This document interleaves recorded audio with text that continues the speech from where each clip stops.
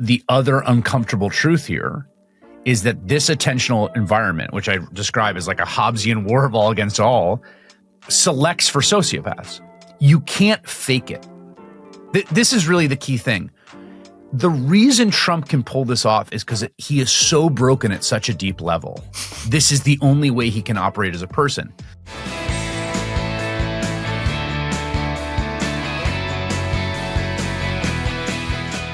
Hello and welcome to the Bulwark podcast. I'm your host, Tim Miller. Today I get to turn the mic around on somebody you might know, you might have heard of it. He wrote about in his book that he's kind of a big deal. He's kind of a minor celebrity that gets noticed in the airports now. His name's Chris Hayes. He's on MSNBC and he's got a new book out, The Siren's Call: How Attention Became the World's Most Endangered Resource. How you doing, man?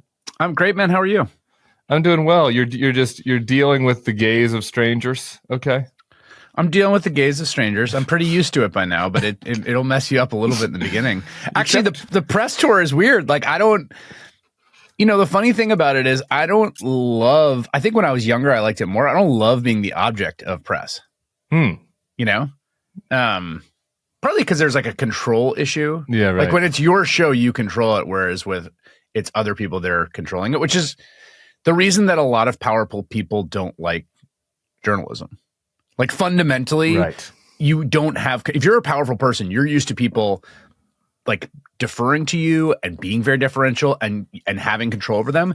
And like, that's just not the way journalism works. Like, it's like, and so, it's interesting that you can see all this rage by all these powerful people against journalists. And fundamentally, it's because the power dynamics of journalism are intentionally not in the hands of the most powerful people.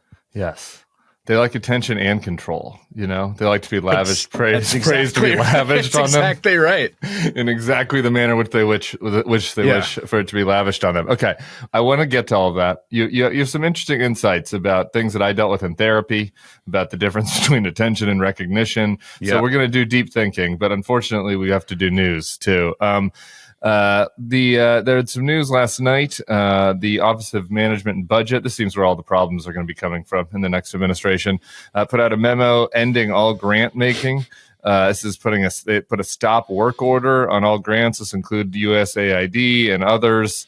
Among potentially the things affected by this is the program that helps women, infants, and children that need food. Yep. WIC program. Thoughts? Well, I mean, there's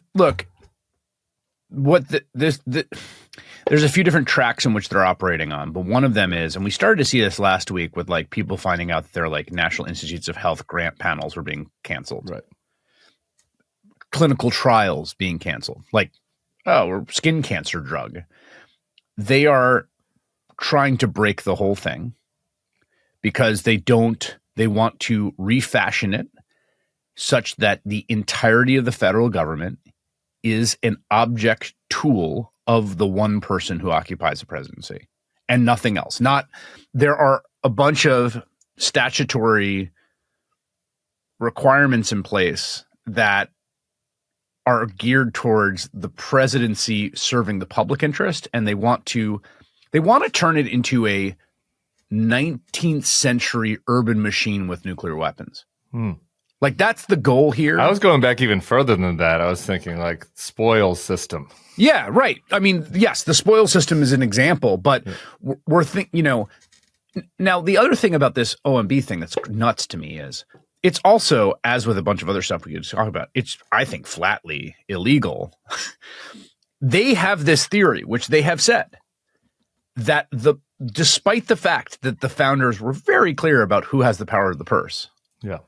And put that in Article 1 to Congress. And who was that has the power of the purse? Is that the Trump family organization? That's Barron. Barron has. Barron? Yeah, the founders gave Barron the power of the purse. Okay. Good. All right, good. Thanks for clearing that up. We don't. Yeah. Some listeners might not be constitutional scholars. Madison Federalist 45. Yeah. He says there shall be a tall son, and he shall. No, they're very clear about the power of the purse. It's like we all learned this, day one of constitutional structure. Yeah. They're the appropriators.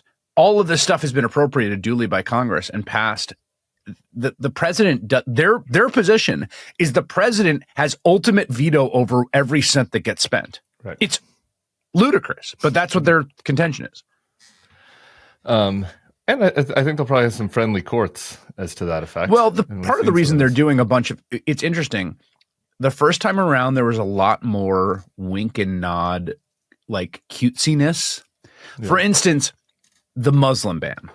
Yeah. It was always the case that a ban based on religion was flatly unconstitutional.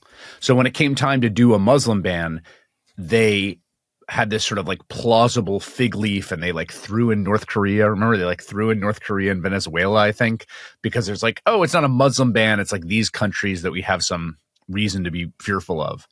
This time around, they are doing things flatly constitutional legal in a flatly unconstitutional legal manner with no fig leaf. They are firing the IGs. They are firing career people at DOJ. That's illegal. They can't do it. They are stopping grants. They're freezing cancer research because they think courts will say it's fine.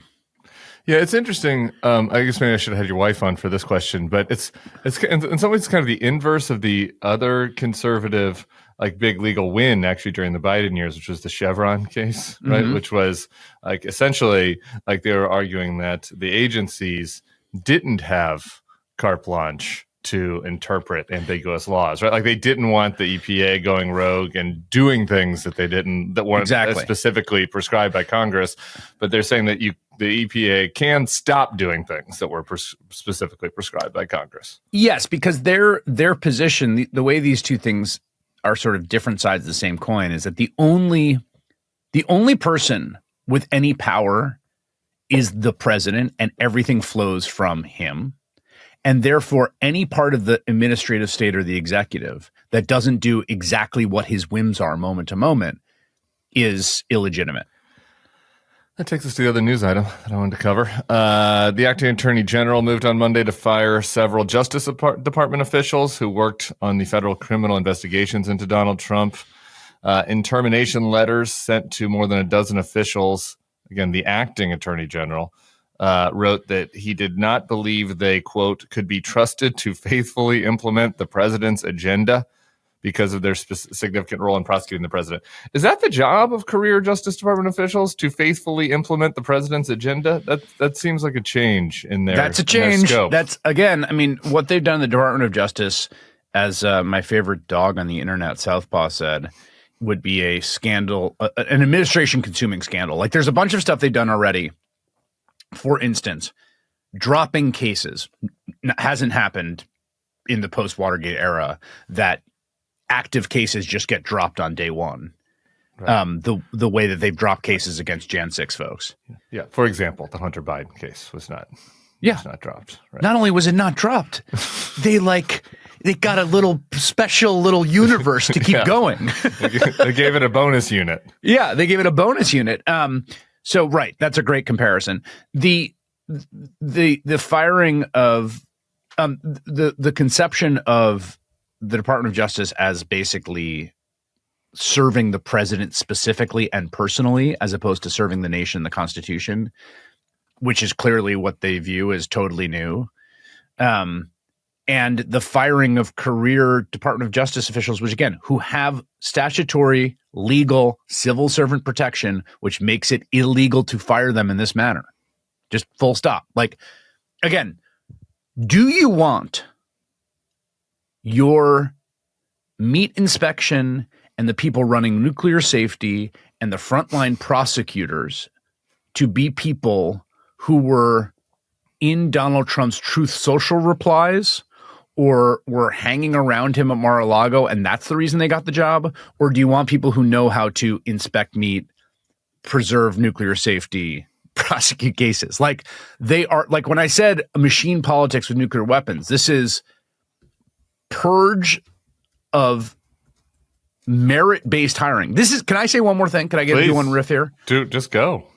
Literally, the way that we conceive of the civil service protections that happen starting in the late 19th century under the Hayes administration and continue, that turn the federal government from a spoils system machine to what we have now, is a merit system.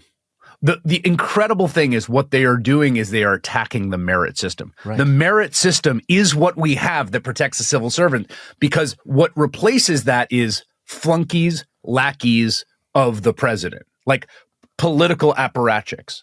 So what they are doing is destroying the merit system.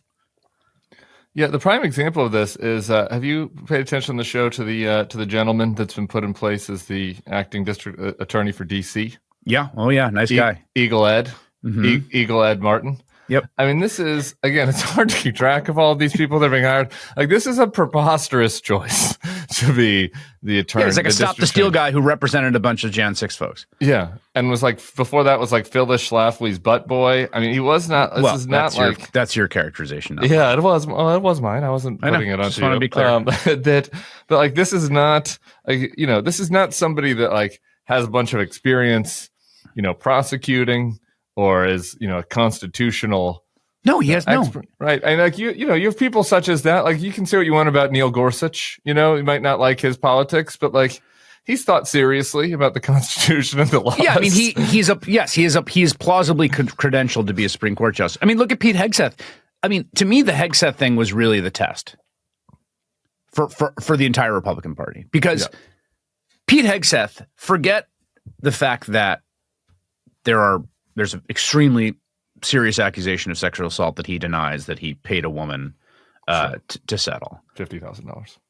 Forget the fact that there are other accusations of essentially misconduct, hostile workplace environment. Forget the fact that he like appears to, by the accounts of multiple people, including his ex-sister-in-law in a signed affidavit, have a genuine and wrenching, frankly, drinking problem. Put all that aside, okay? Let's say none of that is true, and the guy was totally upstanding. He ran 2 little nonprofits and ran them into the ground, and he's a weekend cable news host who is now going to run the most powerful military in the history of human civilization. Is that bad, do you think? Ludicrous. His resume, I assume you've done some hiring before. I have. His resume comes in the door. It gets a half a second look and is put in the pile to not interview. He is a absolutely ludicrous pick. And the idea that Republicans, who presumably genuinely do in their hearts care about, for instance, American military strength, dominance, and protection of the American people, would. I mean, they don't, though. That's the thing. If you voted for Hegseth, you don't. Like, fundamentally, the Hegseth vote is a test, because if you voted for him, you genuinely do not care about that. Yeah, correct. And the prosecutors. I mean, this is why, you know, that's true about the Hegseth thing, but I think it's interesting, right? Like, you would presume, we don't know, like, among these dozen of prosecutors that have been removed are people that, like, did a good job prosecuting criminals and, like, moved up through, you know, the government. These are people that their resumes are like, they're all like public public corruption people. Right. So, you know, you would think that that would be, that if you did genuinely care about holding criminals to account in law and order, then like you could at least have gone through the resume pile of these people and said, okay, well, we'll keep a couple of you. All right. The very first night we were together, on the night Donald Trump, the great and good American people, bestowed upon him a second presidency. You were coming off the set. I was going on for the late night shift. I don't know why I agreed to that. And we were chatting for a second. Was that election night? Election night, yeah. Yeah. Oh, yeah. That's right. I did see you in the handoff. Yeah. And I was focused. The only thing I was thinking about is don't be on one of those like YouTube reels. Yeah, that's right. That was my only obligation that night. It was challenging. Yeah. But during our brief handoff exchange, I was like, what do you think? And you just said on the set, and we just followed up on it, that like the interesting thing about this, there's a lot of bad, but like the interesting thing is like we don't at that moment, like we didn't really know, right? Like, might he just like have decided that he got his get out of jail free card, he won, he's just gonna golf, and like the government will just do whatever it does, and he won't really care, you know what I mean? And like he'll just like want to hang out with rich people and want people to just call him sir and stuff, like, or like, you know, the other side of the spectrum is start immediately moving to like create an urbanist state like here in America, right? Yeah. And it could be anywhere in between those things. I'm wondering now, like 2.5 months later, where you assess our trajectory is on that spectrum. Oh, it's the worst case scenario. I mean, the worst. I mean, for you? Trending towards the worst. I mean, I think it's definitely more towards a frontal assault on the constitutional order to be remade in the form of a personalist Donald Trump authoritarian state. I mean, great. Okay, good. Well, between you and JVL's newsletter yesterday, his Triad newsletter was talking about how we shouldn't limit our imaginations, that we might be on a path towards Putinism. I'm summarizing it. It was very long, right. But it was like kind of talking about how Putin wasn't Putin in 1998, and like you didn't really know. I mean, I thought that was a little much even for me, and I've got about the darkest sunglasses on that you could have. But I don't know. I guess my one caveat to that is like, in some ways, it's just horrifying, right? That like you have the 4 richest people in the world essentially like hanging out around Donald Trump. On like the other hand, wouldn't I rather that than like Corey Lewandowski? And like might there be some sort of check, like the fact that these like noxious people that we're about to get into next, the Mark Andreessens of the world and the Zucks, like isn't the fact that they're calling him like a little bit of a check, or no? I think is a little. I don't think that figures one way or the other, because I think it's so transactional. Yeah. That I don't think they have much power to check him, or I don't even know how much desire they do. I think they want to get out what they get out. Yeah. I mean, so much of that has to do with this very specific thing around tech and AI and like the end of the rainbow, basically. Yeah. So yeah, I mean, when I say trending towards worst case, I think it's important to distinguish between what they're going to try to do and whether they'll succeed. But I think that the first week, to me, the pardon of everyone from Jan 6 was such an indicator that like whole hog is kind of be the way to go. I mean, the order he signed yesterday, in which he kicked all trans folks out of the military, calling them dishonorable and liars. Yeah, I don't have it in front of me, but there was some statement that I just kind of got lost in the shuffle a little bit, but there was like a sentence in there that was like, any man that's pretending to be a woman doesn't have the He's dishonorable integrity. Yeah. Yeah. Is dishonorable and a liar. This was it's also a flatly, I think, unconstitutional order because it orders the military to discriminate, which is a violation of the U.S. Constitution and equal protection. Yeah. Again, it's they're going to be keeping the courts busy. That's my hot take. So I don't necessarily, I'm not saying they're going to be successful, but I think in terms of like what their ambitions are, and I'm saying they here because I do think, to your point, it's Vote Miller. Exactly. Like Donald Trump didn't write that OMB order. Does Donald Trump care whether they freeze funding or not? Like that's a project that is in his orbit that animates his hatreds, but he doesn't have ideological projects like that. Like that's an ideological crusade by people who have sold him on it because they hate the same people. Right. No, that's a good observation. And I mean, look, I go back to the secret video about the Russ Vought that I forget the organization did. So I'll shout the British dudes. Yeah. I'll shout them out in the show notes. But like, I mean, he gave away the game all right there. I mean, like the guy, I guess you got to hand it to him. do you have to hand it to ISIS? I guess you got to hand it to Russ Vought. Like he was like, I've spent the last 4 years basically writing all these executive orders, like that we've seen in the last week. Like it's essentially what he said. Like they were prepared. They knew, where the weak spots and the soft spots where they could challenge the courts. In some cases, they don't really care if there's a weak spot or soft spot, but like it has been just an organized and regimented effort to tear down anything in the government that they don't think serves them, which is basically everything. Yeah. And to convert, there was this cable that the German ambassador U.S. sent back to Germany. Did you see this? It was reported of like, and there was just something sort of chilling about it because like it's we've read the American cables that are going back to D.C. in 31, 32, 33 from American ambassadors. So here's a German ambassador basically saying he's going to try to undo and remake the constitutional order. This is the cable that he sends back to Berlin. And I think that's the project here. Again, I don't think Donald Trump could articulate in those terms, but a new constitutional order that is around essentially a kind of personalist cult of personality around the president as the only figure with any authority in the constitutional order. Well, that's exciting. All right. Let's go on to the book. Things are going great. Things are good. You're good? Life's good? But look, can I just say, I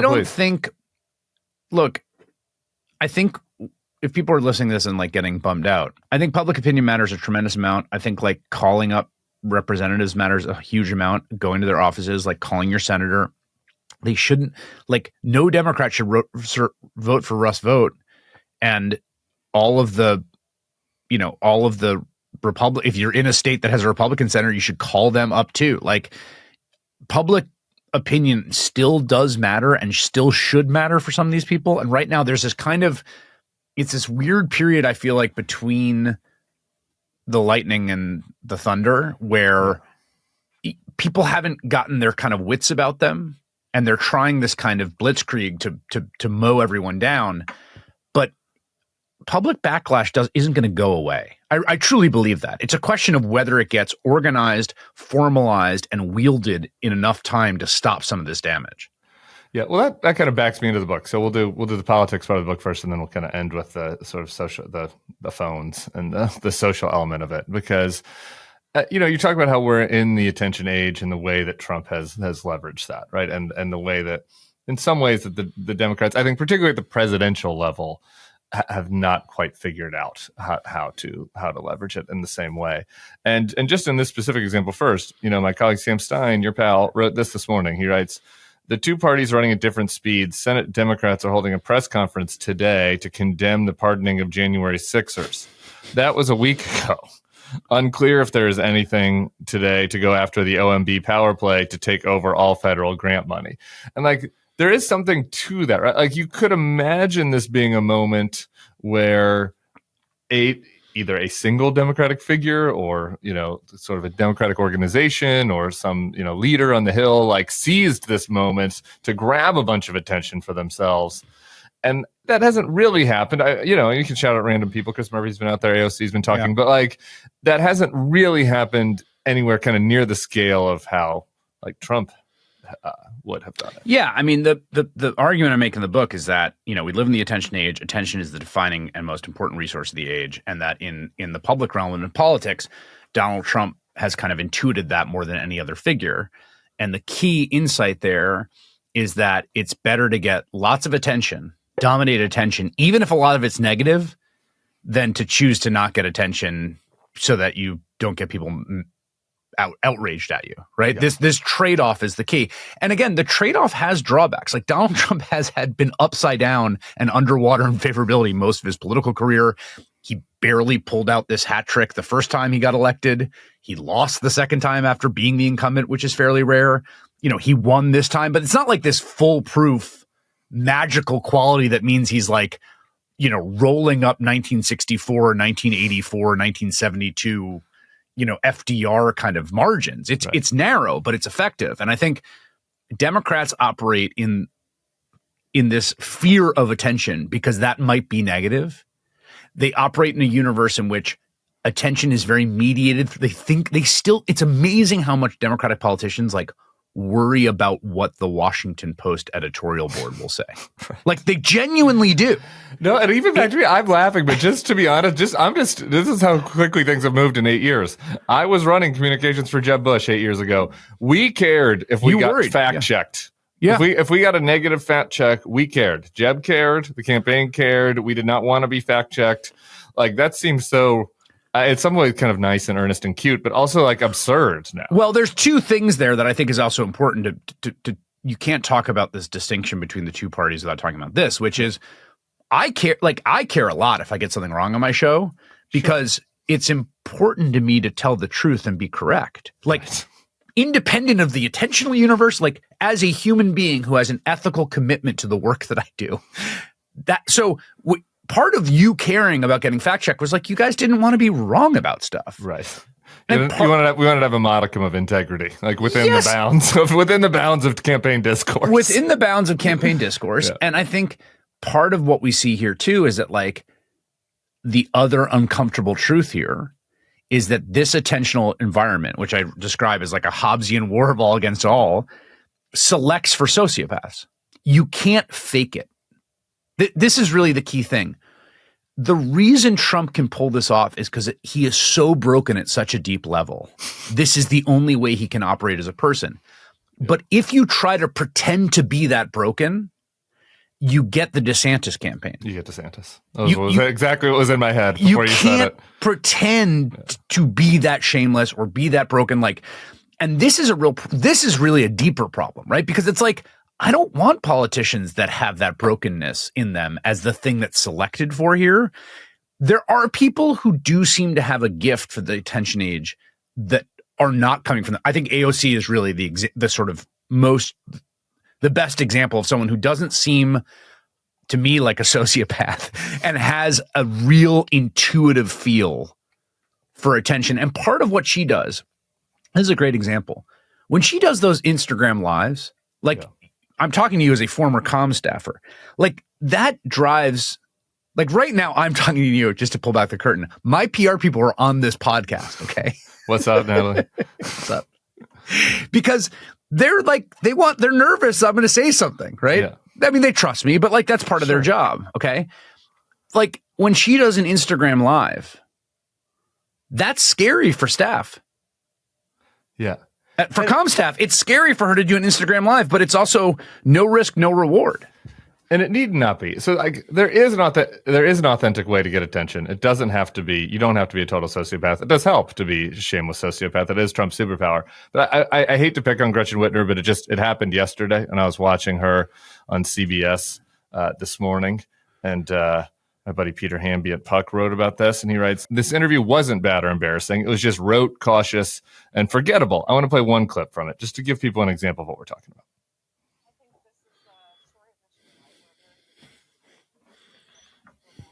And like some balance in our politics. And I've won twice with big margins within 2 years of Donald Trump also carrying Michigan. And so, as I said in my recent address, I'm not out looking for fights. I'm always looking to collaborate first. I won't back down from an important one, that's for sure. But I got a job to do, and we're going to stay focused on moving forward and trying to find common ground where we can. What's the lesson in that split ticket situation for you as governor now?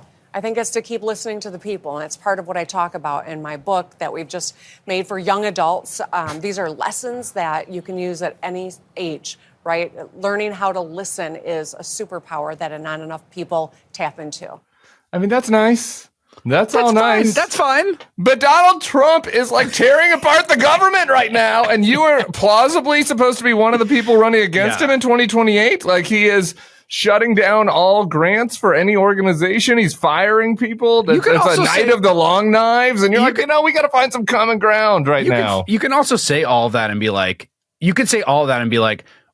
what I will fight is like taking cop beaters and putting them out on the street to menace our members of law enforcement. And what I will fight is freezing all cancer funding in this country and scientific research. Like you could do that whole thing and then wield some sort of attack, but everyone's flat-footed. Everyone's second guessing themselves. But again, here's where this is an important thing. And I write about this at some length in the book that's about the politics of this.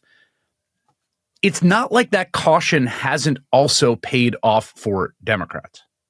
So like one of the most cautious gubernatorial campaigns that I've ever seen was the Arizona governor. What's that? Katie Hobbs. I wanted to beat you to the punch. Exactly. Katie Hobbs runs for governor in Arizona against Carrie Lake, who's like the ultimate attention age figure. She was a news broadcaster. She says outrageous things.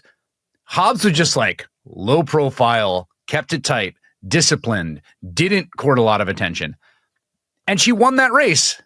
And Republicans have lost a lot of races with Trump-like figures who have ended up on the wrong side of this negative attention trade. So it's not so clear-cut that like it's just the case that if you're a troll, you have power. It takes a special kind of person to pull it off.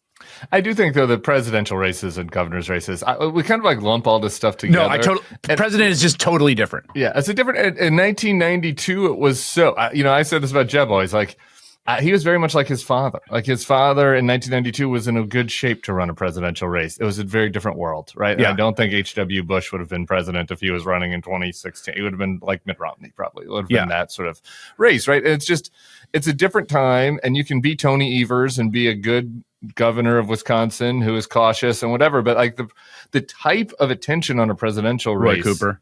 Yeah, Roy Cooper. Like, people don't talk about their governors, right? Like, you're on the local. Like, really, governors' races are not all that different from 1992. They're a little different, but not all that different. Like, presidential races now are all consuming. They're like celebrity figures. You're talking about them on the Nelk Boys and on Sports Podcast, right? Like on fitness influencers. Everybody's talking about. You know what I mean? It's different. Yeah, no, I agree, and I think partly that is. I don't know how much that's a Trumpian transformation, though, too. I mean, I think partly it is. Although Obama was an enormous cultural figure. I mean, he's the most famous person in the country and the biggest star in the world. That was the attack ad from John McCain. Yeah, I recall. It was like that was a very funny attack ad. If people forget this, it was like, he's the biggest star in the world. And it was like, the attack ad was like, this guy is so popular. People love him so much. It was like, I'm not sure this works for He's such a famous fancy boy, like Justin Bieber. He's a famous fancy boy. He's a fancy lad. But yeah, I think the other thing that I think is worth thinking about here in the context of like attention as resource and how it functions in politics is, the less public attention there is on a political race, the more it could function in the old way. Right. So, state rep races are still a lot of knocking on doors and talking to people. Yeah. And I think what you're saying is, yes, it's probably, there's still a lot of that at the gubernatorial level. But once you get to the presidential level, raising a lot of money and running a bunch of ads and door knocking campaign, which the Harris campaign, to be clear, did very well and pretty effectively. Like, something I always tell people about the Harris campaign is, look at the margins of that race in New York, New Jersey, and California.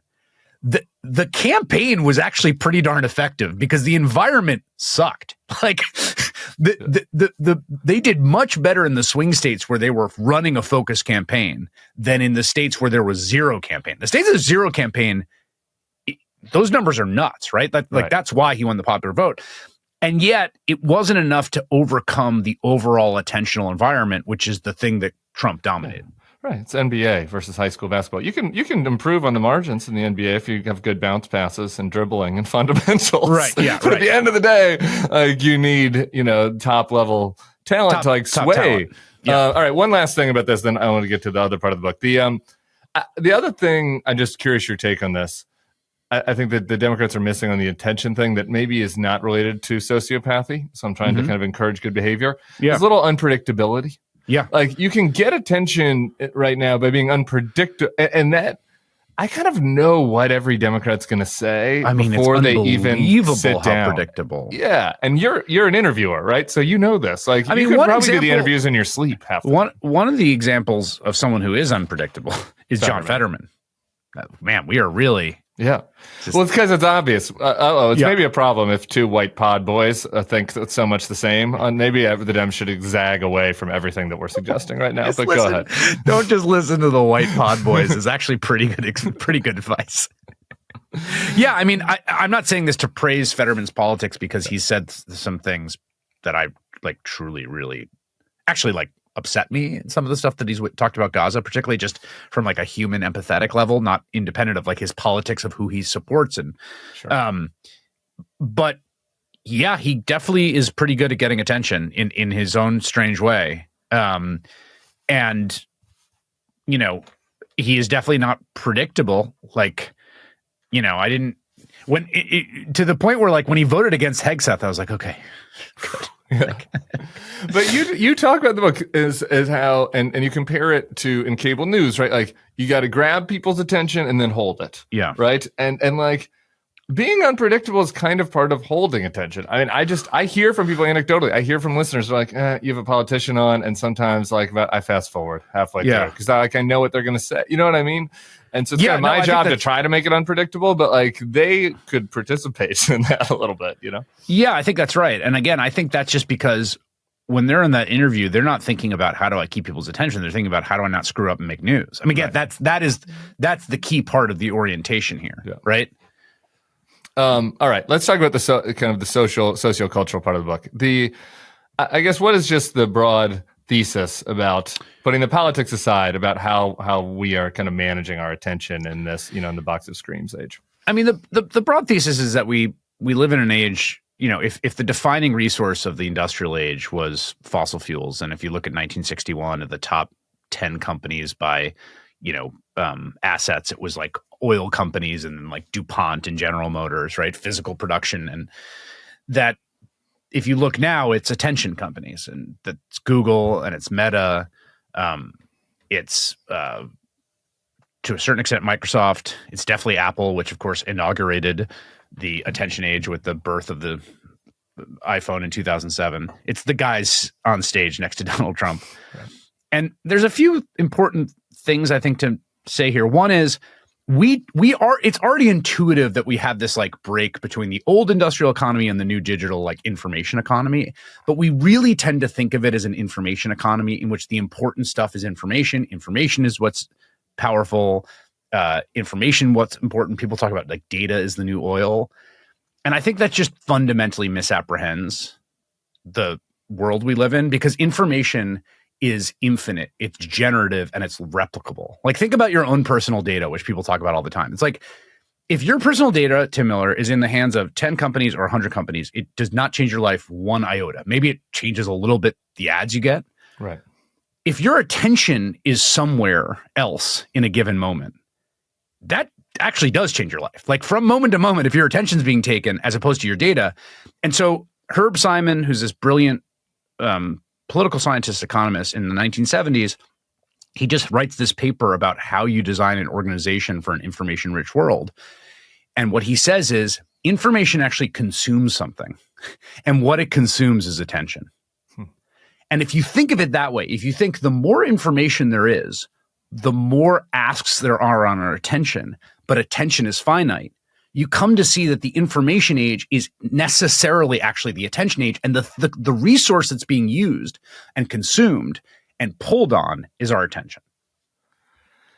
And I mean, I guess, so there's kind of two sides of this that you get into. Like one is how we manage, in this age, dealing with like all of the different attention stimuli, and how we channel our attention for good, and then the flip side of the coin, which is like the democratization of getting attention, right? And so let's just like talk about the first part first a little bit, and like whether I think you had one line in there that the book was an attempt to find some peace at this on this front. Did you find any for people? Yeah, I think I did. I mean, I think the important foundational insight here is that the way attention works as a necessary evolutionary inheritance is that our attention can be compelled without us willing it to be so. Like if a siren is going off in an ambulance down the street, if you're in a party and someone drops a glass, if you're on a flight and a baby's crying, your attention goes to it before you get to weigh in consciously or not. And this aspect of attention is a really key one because it's at war with the conscious self. And when you create competitive attention markets, they are going to drive towards that compelled attention, right? Yeah. And that's what we have. So we're constantly struggling to reassert our own volition over where we put our mind, because part of what we've inherited is the faculty for our mind to be pulled away from us. And one of the key insights and aspects of the world we live in now, there's an incredible bit of literature on the cocktail party effect, which is if you're in a room and you hear your name in another conversation, it will wrench you out. It will penetrate your consciousness and your attention will go to it. And no other stimuli works in the same way. And we've got, psychological literature on this. And that's because we also have inherited this profound this desire and need for social attention. This is what's been so commercialized in the attention age. From the moment we come crying into the world, we necessarily depend on other human attention. Yeah.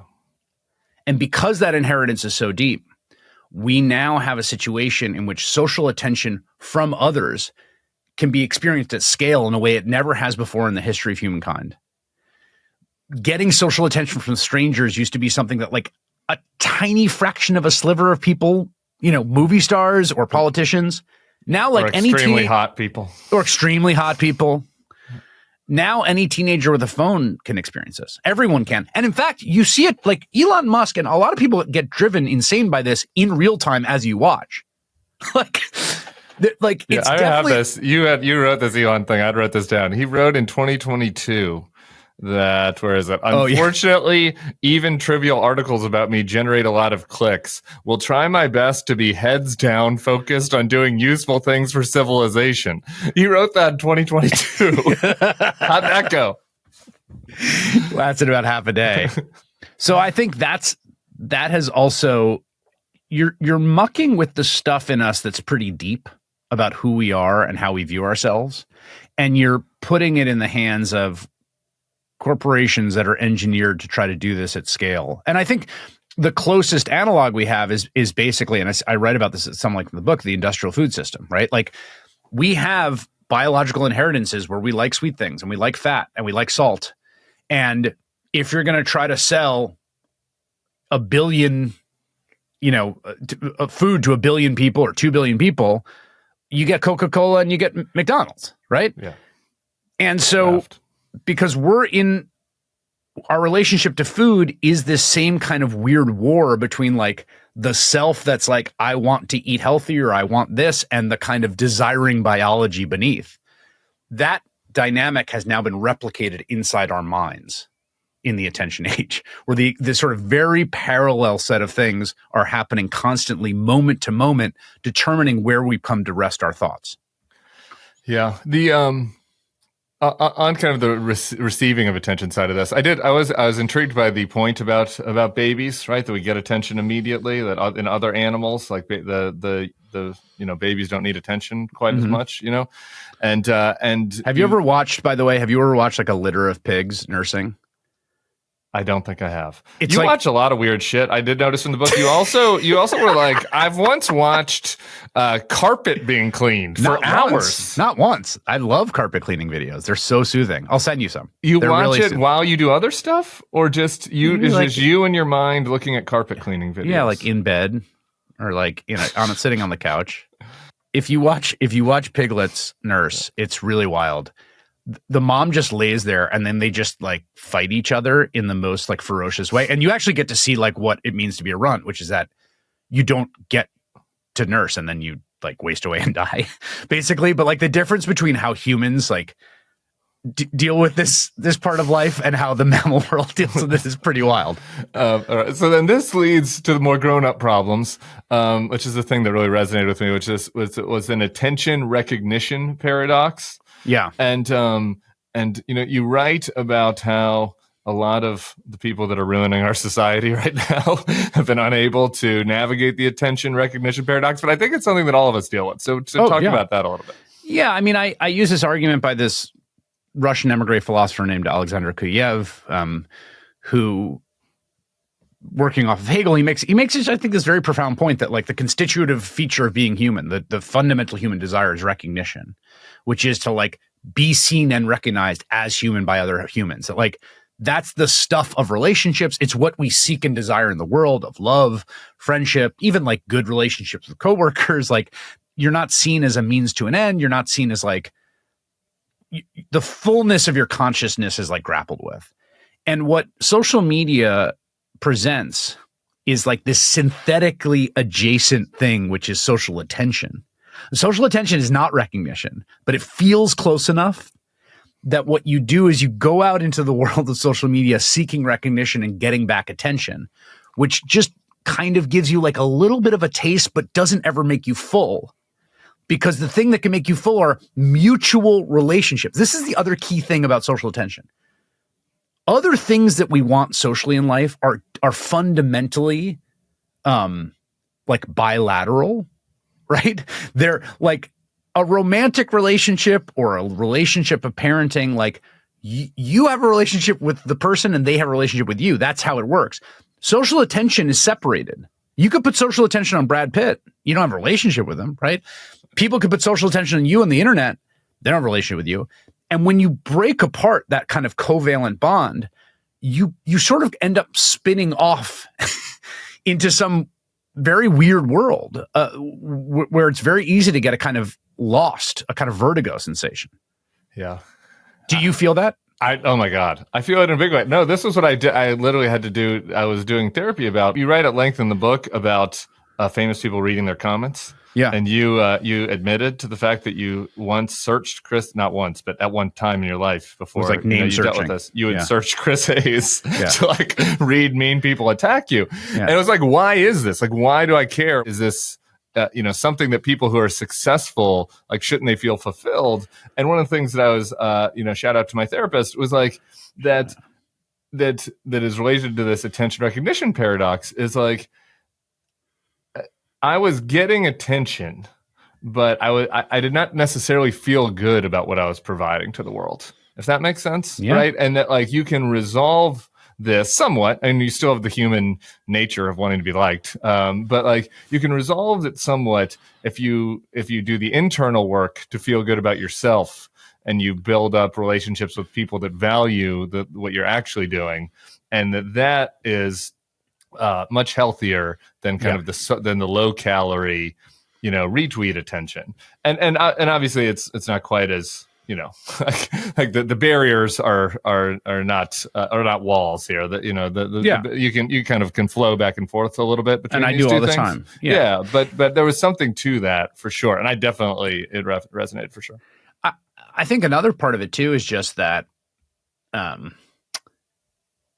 I learned this lesson a little early on, I would say, when I first started writing. Like, I remember I first write a piece for the Chicago Reader, which was the weekly alternative paper in Chicago. And I remember like going to get it. It would come out on Thursday afternoon. It would be like in these piles in like bar vestibules, and going, seeing my name there and like feeling that, whatever that little thing about, my personality that felt good about that. And then it was like, that was kind of it. Like, this is sort of pre-internet. It just was out there in the world. And one of the things that I realized was that, like, if I didn't actually like doing the work itself, that whatever little dopamine hit from that micro instant of seeing my name was not going to be enough. That's the other thing, is that you have to just be satisfied with like the actual making of the thing you're making, right, as a thing that you want to do and feel proud of and feels worthwhile and is satisfying to you, because the value of it is what stranger social attention gets put on it. It's never, ever, ever going to feel good enough. Yes. And then it's particularly exacerbated in my case when I was putting out things that I actually didn't think were good for the world. Yeah, so like that's the other side of the same spectrum, that's where it gets even uglier. All right. Last thing, in case Donald Trump shuts down MSNBC, which he's threatening to do, the free speech president, and you have to become a pop psychologist full time. Do you have any other pop psychology advice not for minor celebrities, but for humans out there trying to navigate the attention age? Yes. One small concrete thing to do is to spend 20 minutes with your thoughts every day. Meaning some 20-minute period. Just me and my thoughts? Not just like, you and your thoughts. Not just the TV, not other no people? No podcasts, music? no phone. Like, maybe that's a commute, maybe that's a drive. For me, it's a walk every day without listening to anything. We have gotten out of the habit of living with our own thoughts, but that's who you got to live with the rest of your life. And so if you're constantly seeking diversion so you don't have to do that, you're gonna have a harder and harder time when you do have to be alone with your own thoughts. Oh, just me and me. Is watching cleaning carpets while I have my own thoughts, does that count? Or no, nothing. No other stimuli? Nothing. Zero. Yeah. No, not even carpet cleaning videos. All right. Boy, that's going to be tough, but I'll do my best. Chris Hayes, thanks so much. He also has a podcast. I don't know if I mentioned in the beginning. Why is this happening? It's mostly great. It's like mostly great. Like 7 out of 10. I'm like, these are awesome. Mostly great. Yeah. Thank you. And then like 2 or 3, they're like, that's fine, which is pretty, I think that's a pretty good podcast rate. If I was doing 7 out of 10 great podcasts, I'd feel really good about it. So why is this happening if people haven't listened to it? And the book, again, The Sirens Call, How Attention Became the World's Most Endangered Resource. Thanks, homie. We'll see you on your show. You bet. Bye.